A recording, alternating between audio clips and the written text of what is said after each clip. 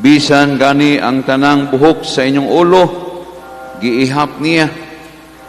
Busayaw kamo kadlok. Kinumdum ko ni ining pulungan sa Ebanghelyo karon mga igsuon sa dito pa ko sa seminaryo kay bugnaw mo kayto among seminaryo dito sa Tagaytay nya mao laging ang mga lagas ang amo ang mga buhok. Mga seminarista mi mga lagas ang buhok pa kung sa kahanan natong nga kuan ba doy.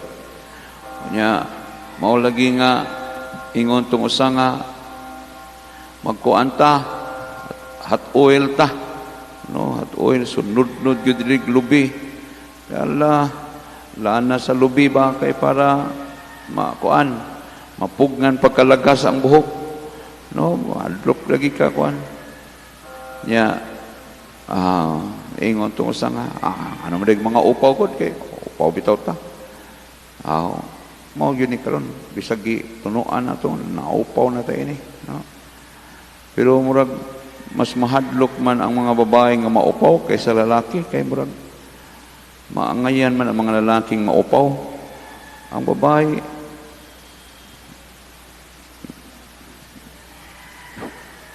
angayan sa gyapon oy awa di mi more nagpaupaw man as di mi more itaw so sagad manggod sa kalibutan magpo-present bitaw nga noon mo ingon magyud nga maka pagwapa manggod ng buhok pa didoy no mo man naghatag og kaanyag bitaw no sakto sana kay mo bitaw daghan kay mga babae nga magpa ribbon sa pana pa blonde pa curl pa straighten pa relax o ban pa no yung sana lain-lain kulor na brown na burgundy na green na pink no ingon taon na naaga ni diri nga on sa man yung buhok hayab ag suka na padre adi ay hayab ag suka kay na na blan kuan ya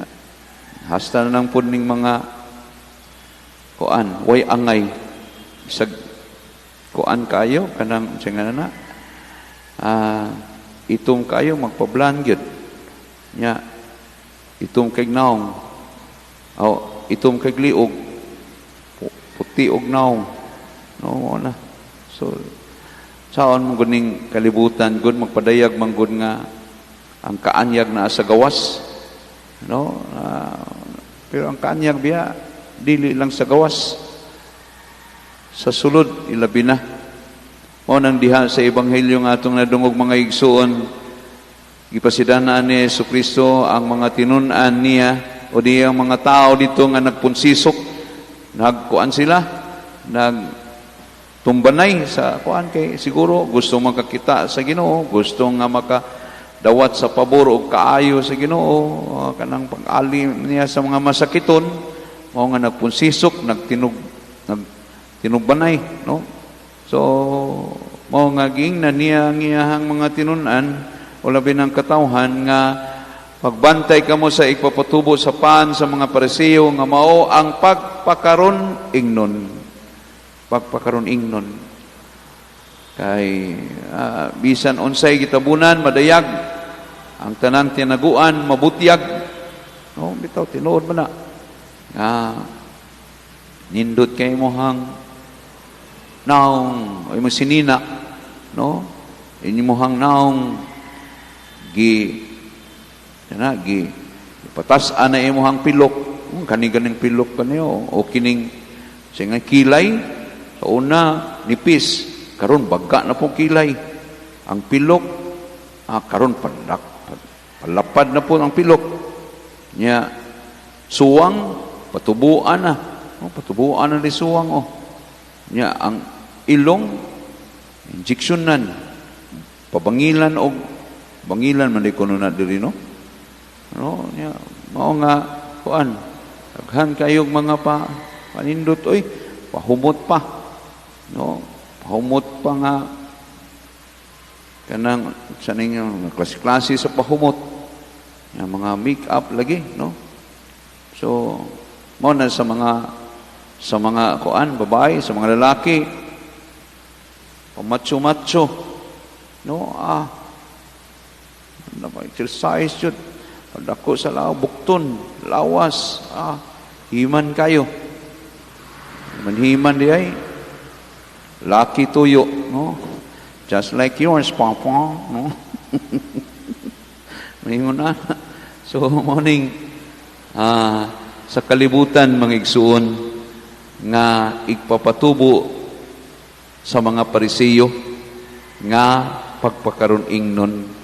Mong nikayan, gid ni siya, kay unsay makita, unsay gisulti dito sa ngit-ngit, madungog diha sa hayag, o bisan unsay inyong gihunghong dito sa ninakpan nga lawak, isinggit dito sa mga atop sa kabalayan.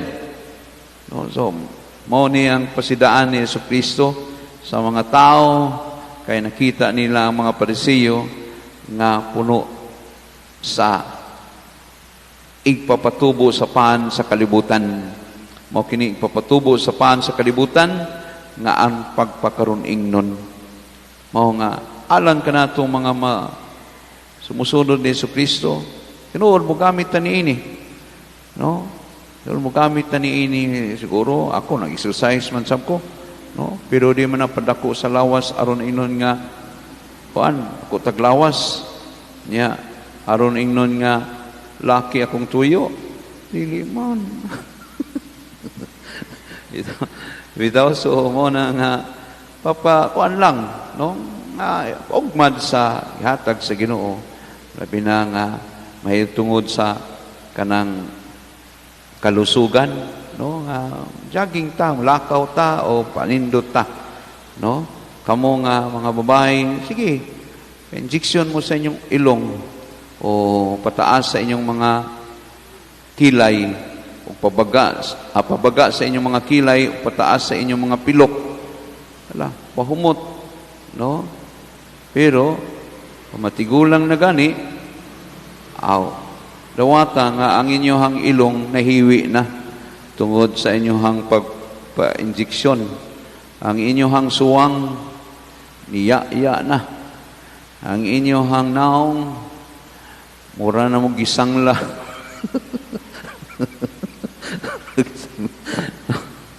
Nya inyong wa na. Murag ang inyong humot, kaniadto nga humot kay perfume.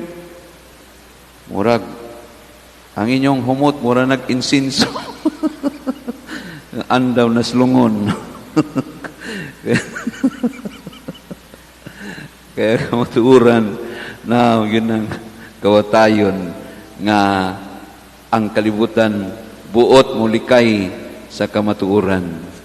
Diha bitaw ko ika-istorya kagahapon nga padung siya magpatambal diha, no, patung siya patambal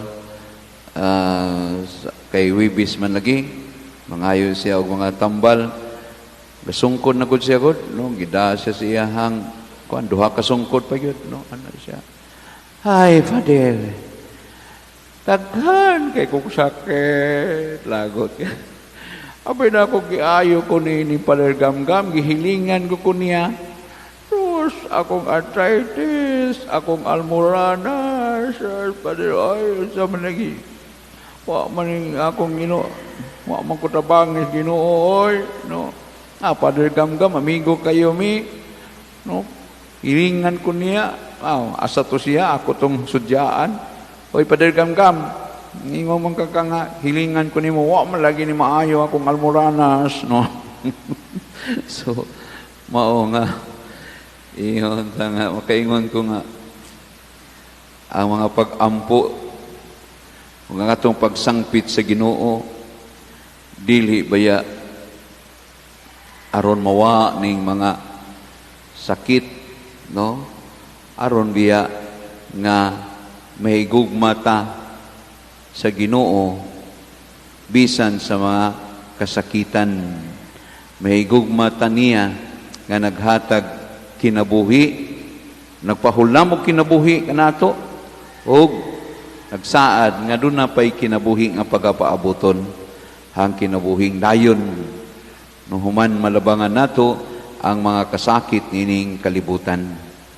Mao nga tangtanan, no? Bisan gani ang example niya, no, ang paghigugma naging nindot kay dinhi sa opening prayer nato. Ay ingon dinyo, himuha ang among mga kinabuhi nga magbarog diha sa imong gugma. Ug ang among gugma kanimo mulutaw unta diha sa among kadasig sa pagbuhat og maayo alang sa uban. No? So pagbuhat og maayo alang sa uban. Nya, di ba? Sakit mo pud na kanang magbuhat kag maayo alang sa uban. No? Bisan ning uban dili ganahan sa imuhang gihatag nga kaayo, o bisan ang uban na ay kasilag diha kanimo, no, na ay kalagot diha kanimo, o bisan ikaw naglagot ka nining uban. No, naglagot ka nini. Kay lagi, lagot ka nining uban, kay imo nang tabunan og itom ang imong uban. No? So, mo nang, ato gihapon na nga, ato gihapon ng higugmaon, kay ang Ginoo sa iyahang pagpadayag diha sa krus, nahigugma man sa kasakit sa krus. Kay ang iyang tuyo nini sa kasakit kita ni sa kalipay, sa kinabuhi, sa kalibutan, sa kasakit kita iyang ubanan.